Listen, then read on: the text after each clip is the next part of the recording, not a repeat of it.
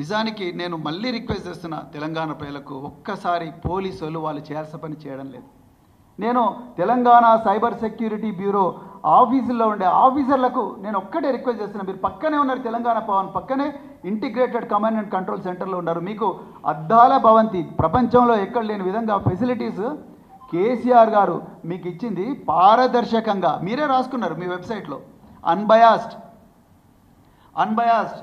అని చెప్పి, unbiased, transparent and efficient practices అన్నారు. Please try to be unbiased, please try to be transparent, please try to be efficient in controlling corruption, in controlling digital frauds. ఇలా మీరు నిజంగా ఎక్కడ cyber patrolling చేయాలి నేను చెప్తా వినండి. మీరు సైబర్ పెట్రోలింగ్ చేయాల్సింది సెక్రటరియట్లో చేయండి. ఓపెన్ చెప్తున్నా, సెక్రటరియట్లో చేయండి. తెలంగాణ ప్రజలకు న్యాయం జరుగుతుంది. సెక్రటరియట్లో అన్ని హెచ్ఓడీలకు ఈ ఆఫీస్ అని ఒక పోర్టల్ ఉంటుంది.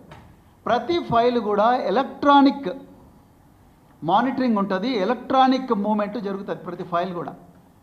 ఫస్ట్ సెక్షన్ ఆఫీసర్ నుంచి, తర్వాత అసిస్టెంట్ సెక్రటరీకి పోతుంది, అసిస్టెంట్ సెక్రటరీ నుంచి డిప్యూటీ సెక్రటరీ పోతుంది, అడిషనల్ సెక్రటరీ పోతుంది, హెచ్ఓడికి పోతుంది, ప్రిన్సిపల్ సెక్రటరీకి పోతుంది, ఫస్ట్ ప్రిన్సిపల్ సెక్రటరీ పోతుంది, తర్వాత మినిస్టర్కి పోతుంది.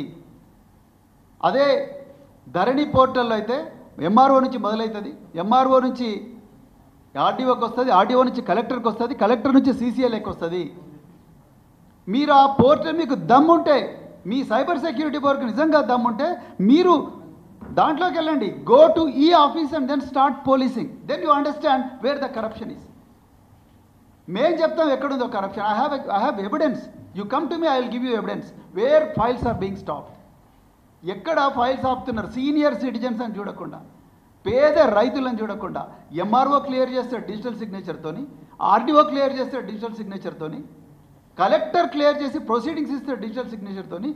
After that it comes to సీసీఎల్ఏలో కనీసం అంటే 1 సంవత్సరం పాటు ఫైల్స్ వెయిటింగ్ ఉన్నాయి. మరి ఎక్కడ పోయింది సైబర్ సెక్యూరిటీ బ్యూరో? ఎక్కడ మీరు తెలంగాణ ప్రజల ఆస్తులను కాపాడుతూ ఉన్నారు? దర్శకంగా పనిచేస్తే మీరు ఇప్పటిలాగానే వాళ్ళు అక్కడ గాంధీ భవన్ల కంప్లైంట్ మ్యానుఫ్యాక్చర్ కాగానే మీరు పోయి పోలీస్ స్టేషన్లో కంప్లైంట్ చేసి గుడ్డిగా సుమోటో కేసులు పెడితే రాబోయే రోజుల్లో తీవ్రమైన పరిణామాలు ఉంటాయి.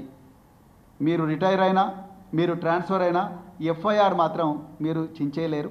మీరు చించేయాలనుకున్న కోర్టులో ఎఫ్ఐఆర్ ఉంటుంది. Everything is digitised. మా ప్రభుత్వం వచ్చిన తర్వాత మేము ఈ రికార్డులన్నింటిలోకి పోయిన తర్వాత ఈ అక్రమాల మీద, ఈ పోలీసు రేవంత్ రెడ్డి ఆదేశాలకు, ఈ దారుణాల మీద ఎవరైతే పోలీస్ ఆఫీసర్లు ఉన్నారో, ఉదాహరణకు సిద్దిపేట కమిషనర్ ఆఫ్ పోలీస్, మీరు ఇలా సోమోటో పెట్టిర్రు మేడం. మీరు సోమోటో పెట్టి ఒక సోషల్ మీడియా యాక్టివిస్ట్ మీద చేయని నేరానికి అతని మీద మీరు కేసు పెట్టారు. కానీ హరీష్ రావు గారిని, కేటీఆర్ గారిని పెట్రోలు పోసి చంపుతామన్న మైనంపల్లి హనుమంతరావు మీద మీరు ఇంతవరకు ఎఫ్ఐఆర్ బుక్ చేయలేదు. This we will remember. మేము రిక్వెస్ట్ చేసినా మీరు ఏం చేశారు? పబ్లిక్ ప్రాసిక్యూటర్కి పంపించి లీగల్ ఒపీనియన్ తీసుకుని సివిల్ కేసు అన్నారు. ఒక మనిషి ఇంకొక మనిషిని పెట్రోల్ పోసి చంపుతామంటే సివిల్ కేసు ఎట్లయితుంది మేడం? డీజీపీ గారిని కూడా రిక్వెస్ట్ చేస్తున్నాం. మొన్న మా అగ్రనాయకులు, మా సీనియర్ నాయకులు హరీష్ రావు గారు 6 మంది ఎమ్మెల్యేలు కలిసి డీజీపీ గారి దగ్గరికి పోయి ఈ విధంగా 35(3) BNSSలో స్టేషన్ బెయిల్ ఇవ్వాల్సి వచ్చినా ఈరోజు మాకు స్టేషన్ బెయిల్ ఇవ్వడం లేదు అని చెప్పి రిప్రజెంట్ చేసినా కూడా మాకు ఇంతవరకు యాక్షన్ లేదు. So we're going to remember all these things. రాబోయే బీఆర్ఎస్ ప్రభుత్వంలో తప్పకుండా ఒక ట్రిబ్యునల్ వేస్తాం. ట్రిబ్యునల్ వేసి ఏ అధికారులు అయితే చట్టాన్ని ఉల్లంఘించి రాజ్యాంగం ఇచ్చిన ప్రాథమిక హక్కులు ఆర్టికల్ 14, ఆర్టికల్ 19, ఆర్టికల్ 20, ఆర్టికల్ 21 జీవించే హక్కును హరించే ప్రయత్నం చేసినరో, చట్టం చెప్పకుండా చట్టాన్ని అతిక్రమించి పనిచేసినరో, రేవంత్ రెడ్డి ఆఫీస్ చెప్పిన అక్రమ ఆదేశాలను పాటిస్తూ ప్రజల జీవితాలతో ఆడుకునే ప్రయత్నం చేసినరో, ఆ ఆఫీసర్లు భారీ మూల్యం చెల్లించుకునే ప్రమాదం ఉన్నది.